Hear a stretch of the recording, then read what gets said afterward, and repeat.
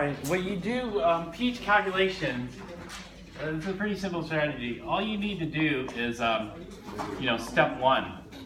This is pH calculations. Step one, there's always going to be multiple equilibria in pH calculations because you're going to have an acid or base in there. Step one only, unless what? Yeah, if the K, unless K for step two is on the order of what?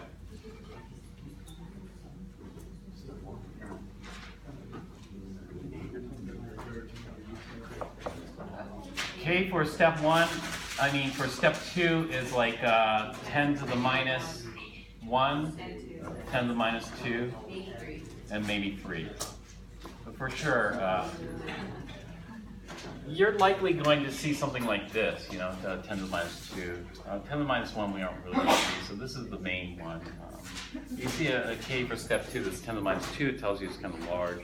It should be a significant contributor. Or 2, the concentration of the acid is very small. And so an example would be like this. If concentration is very small. And so in like Chem 4, you would never factor in Kw. If you're calculating the pH of an acid, you just figure out how much hydronium concentration there is and based off that. But if the concentration is very small, then what we're going to get is on the order of like 10 to the minus 6 molar, 10 to the minus 7 molar, 10 to the minus 8 molar. If you see this much hydronium ion, then Kw will be significant, a significant contributor.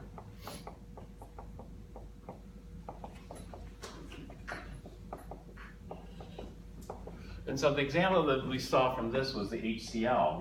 We were looking at 1 times 10 to the minus 8 molar HCl. And so there are two equilibria here. There's Ka for HCl, and there's Kw. Kw is 10 to the minus 14. Ka is very large. And so when we look at step 2, this would be step 1 here. When we look at step 2 here, the K is not very big. It's not like 10 to the minus 2, so maybe we could ignore it. Well, the problem with this case is that this concentration is very small. And so when we look at Kw, what we see is Kw will contribute hydronium. And the maximum contribution of hydronium from water ionization would be 10 to the minus 7 molar. In pure water, we're going to get 10 to the minus 7 molar hydronium. But when we have common ion, we're going to get less. And so, we're looking at less than 10 to the minus 7 molar hydronium contribution from water. It would be equal to 10 to the minus 7 molar if it were just pure water, right? Well, 10 to the minus 8 molar HCl is almost like pure water. Would you drink it? You probably drink it already every day. There's probably some salt in the water. There's enough H plus to, if your water is not pH 7, let's say your water is pH 6.5 or pH even 6, you're drinking it. You're drinking HCl, at least a combination of hydronium and chloride. And so the maximum contribution of this to pure water would be hydronium. The contribution is going to be less due to the common ion. But if we're contributing 10 to the minus 7 molar and we only have 10 to the minus 8 molar to begin with, then that's a significant contributor of hydronium. Does that make sense? And so this is what we call very dilute solutions. In other words, very dilute solutions. Kw is significant. Very dilute solutions. This goes on both the acid side and the base side. Kw is significant.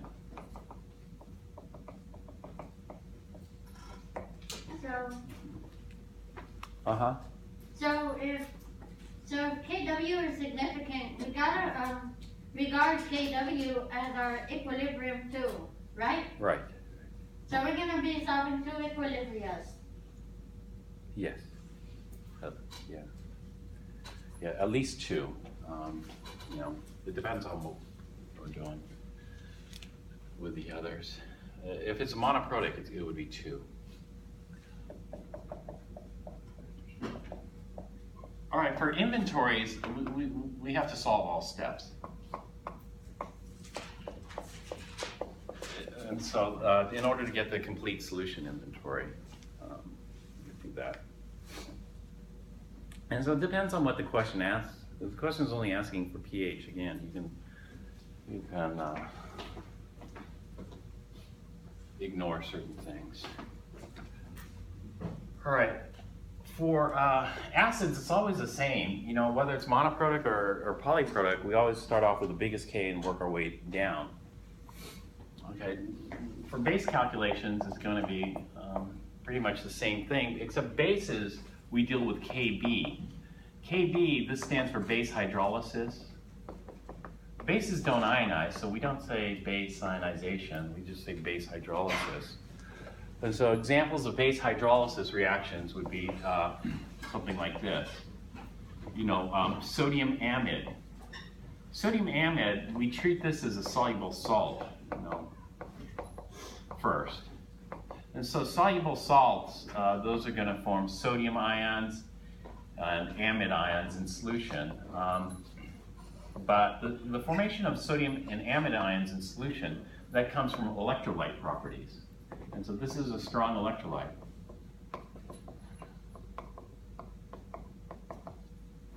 And so we form sodium ions and amide.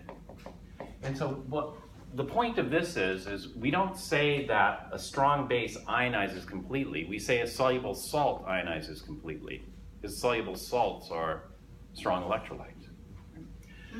The base part of this, okay, so we'll say soluble salts ionize completely.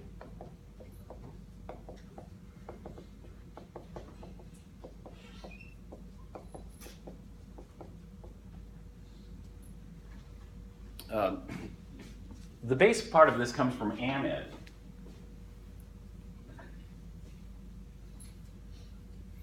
And so amide is like this. Amide is going to hydrolyze water as a base. Bases are proton acceptors, so this is going to form ammonia and hydroxide.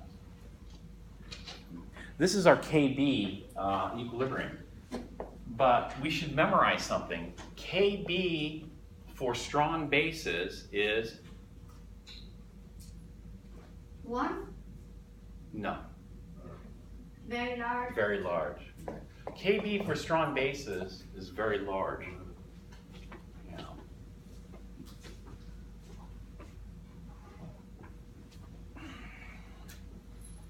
And so what are the strong bases? The strong bases would be amide. Yeah, group 1, well, or hydroxide in solution, sulfide, oxides, those are strong bases in solution, right? And the KB is going to be very large.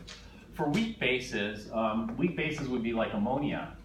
And so oftentimes people try to ionize ammonia. So you see very bizarre things like nitrogen plus and H minus, you know, or amide. You know, people try to ionize this into amide and protons, you know. But bases don't ionize. Bases hydrolyze. In fact, both acids and bases hydrolyze water. And that's going to form ammonium and hydroxide. KB for this is equal to 1.8 times 10 to the minus 5. And so this would be an example of a weak base. But this 1.8 is just by coincidence the same as acetic acid. Acetic acid is 1.8. And so it's the same number to 2 sig figs, but to 3 sig figs or 4 sig figs is different. You know? So they just happen to round to the same. And so ammonia is like this. So we could figure out like pHs with ice calculations. If we have 0.100 molar amide versus 0.100 molar ammonia, what's the pH difference